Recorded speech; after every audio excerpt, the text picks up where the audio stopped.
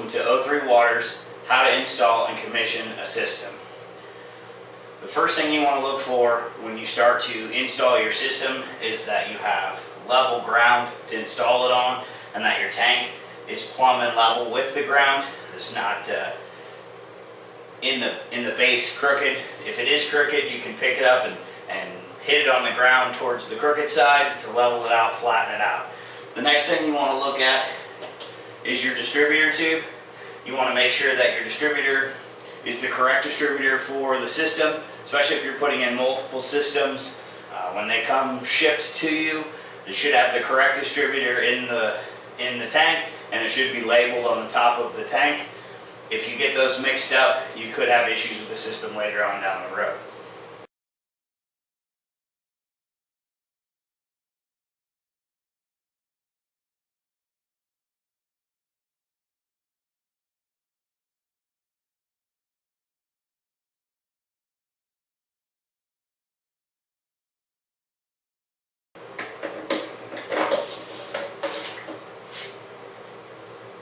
When installing the distributor, you want to make sure it's good and centered in the middle there. It will drop in place and almost click in. It's got to remain in that center position all the time. You want to make sure your distributor is flush with the top of the tank, and you want to make sure that the distributor top has been beveled so that you don't cut the O-ring. Next, you're going to want to put a little bit of water in the tank. Maybe a third of the way up, half the way up. We've already put some water in this tank, so there's water in it. That's going to help with your dust level. It's also going to help when you're installing your system. Next, you're going to want to get your toolkit, and we've made a simple toolkit with a piece of pipe and a coupling. Stick that on your distributor, just nice and gently, just so that the distributor doesn't get any media down when you're filling it. And then we also have a funnel. The funnels are available through us. Just let us know if you need some. We'll get you some. From there, you can now install your underbedding in the system. We're going to do this out of a bucket, but typically your underbedding will come inside of a bag. It may be dusty.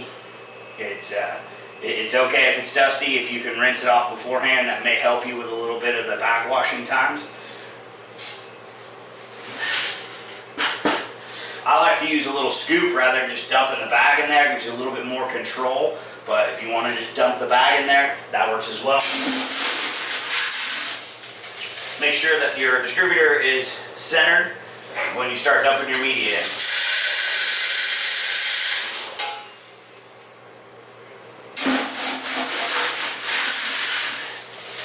You'll start to notice as the more media and underbedding that you load into the system, the distributor will start to stay in the center, and you want to make sure that is as centered as possible because you don't want that thing moving around on you when you put the valve on.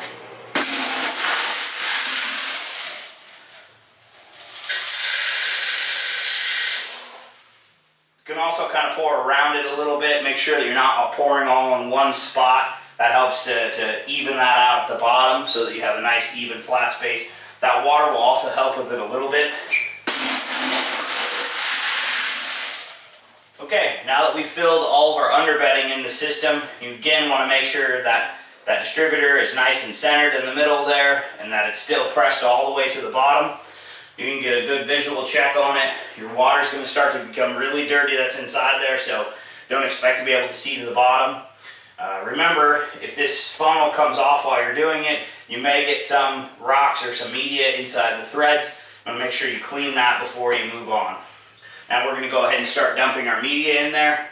Depending on what media you're using, whether it be a resin or a zeolite or an oxytrap, it may be very dusty. So if it is going to be very dusty and you're in a situation in a room where there's not a lot of ventilation, you may want to wear a dust mask. It's always good advice to wear some safety glasses, any personal protective equipment that you find necessary.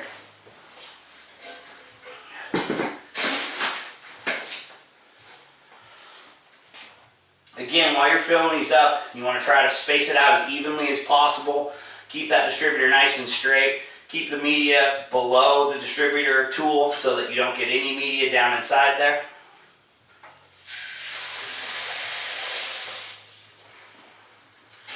Alright, now that we've finished filling the tank with media, you're going to want to go ahead and fill the rest of the way up with water. Try to eliminate any of the air that's inside the tank as possible. This way, when you start the commissioning process, it won't take you quite nearly as long. Now, some of these medias, like for example, this is our Super Trap media here. This media is very porous, which means it has a lot of air in it, which means if you were to not allow this to soak for at least half an hour before you started commissioning the system, the media will become very light and could push its way up into the upper distributor basket. So on a system like this or a carbon system, you definitely want to let it sit for as long as possible. You know, if you can let it sit for 2 or 3 hours while you're doing the plumbing, that's really going to help your startup process.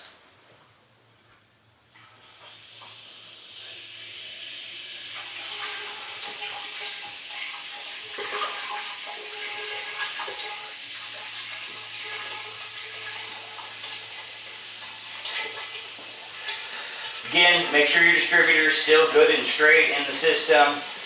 Make sure that the threads, if you got any media inside of those, get cleaned out. You know, I like to take this time to kind of clean the funnel off and everything once I'm filling it up. Just general cleanup. Remain tidy as you go.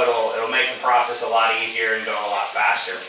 Again, with these lighter medias and these porous medias like the Super Trap, like our super polished carbon filters, there are a lot of air pockets trapped inside of there. So even though you fill this up and you may let it sit here for a couple minutes as you prep your valve, you'll notice that the air will start to rise up and your water level will decrease. So you may have to fill this thing up with water a couple of times.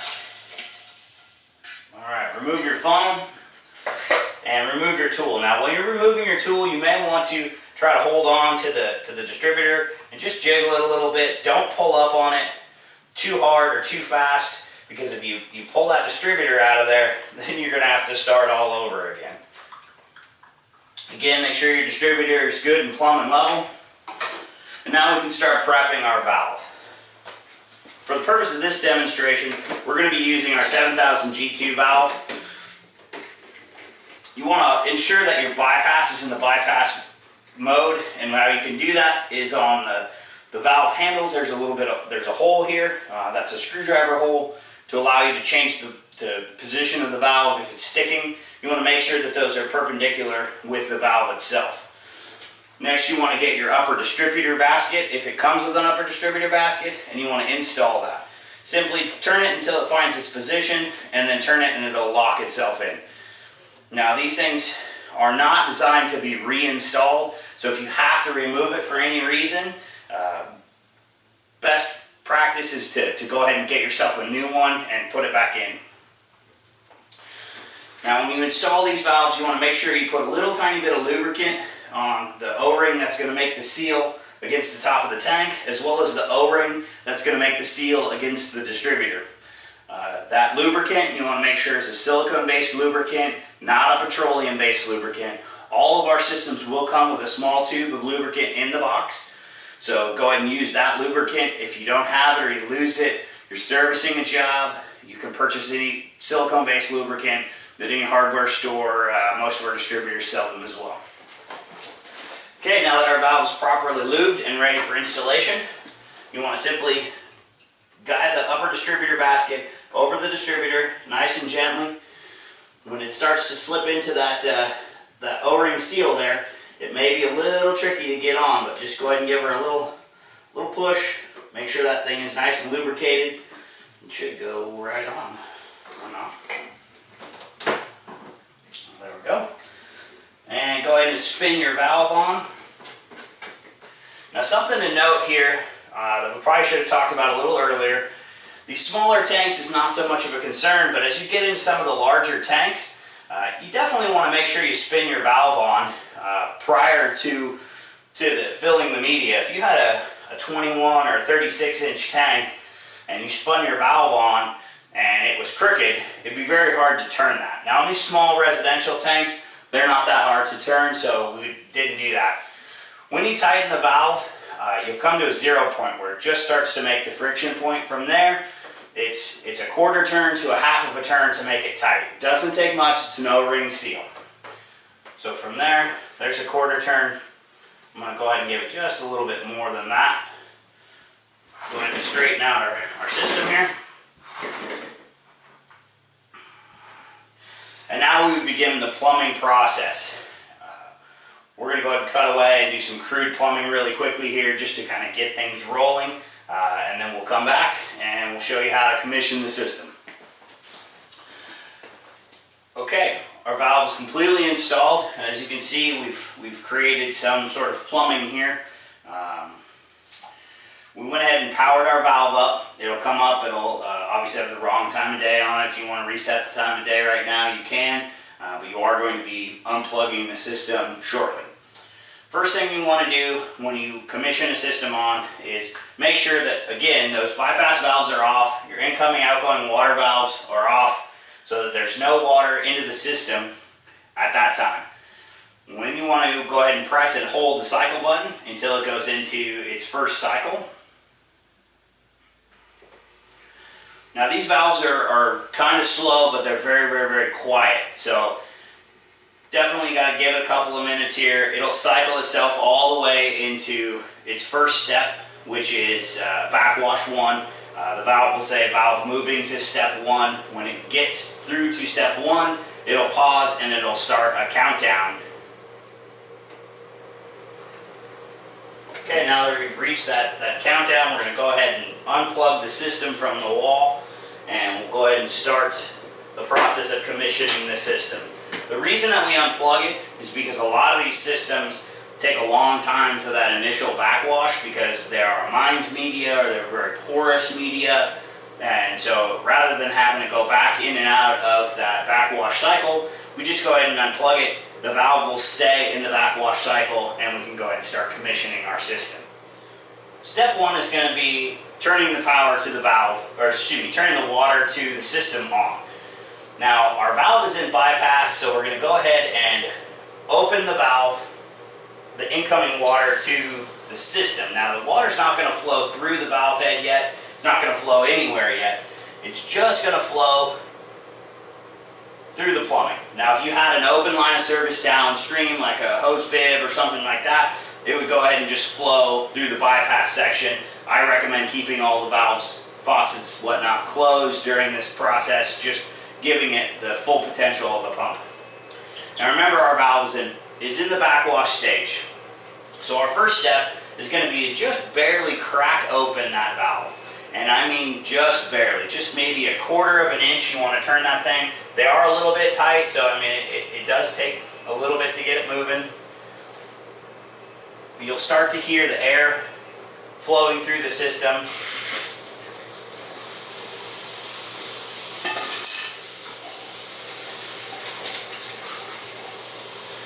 And it's going to push all that air up out of the system. And the reason we open it really slowly like this, like just barely like a quarter of an inch, is if you push too hard, especially we talked about those porous medias, if you push too hard on that, it'll clog that upper distributor basket and then it'll feel like it has no flow, and then you have to go ahead and shut the water off, cycle it into the rapid rinse cycle or into the service cycle, push that water or that media back away from that upper distributor basket. So if you simply just crack it open just barely, let it flow, and you want to continue to let it flow until it starts to flow clean.